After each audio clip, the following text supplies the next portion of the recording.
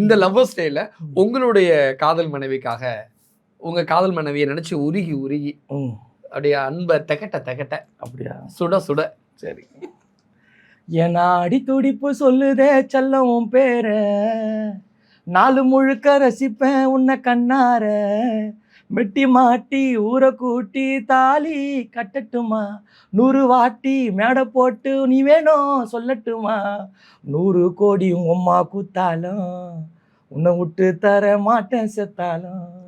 Super super, நல்லா இருக்கு. உண்மையை சொல்லுங்க, இந்த மாதிரி பாட்டு பாடி தானே உங்க ஆளை நீங்க கவுத்தீங்க?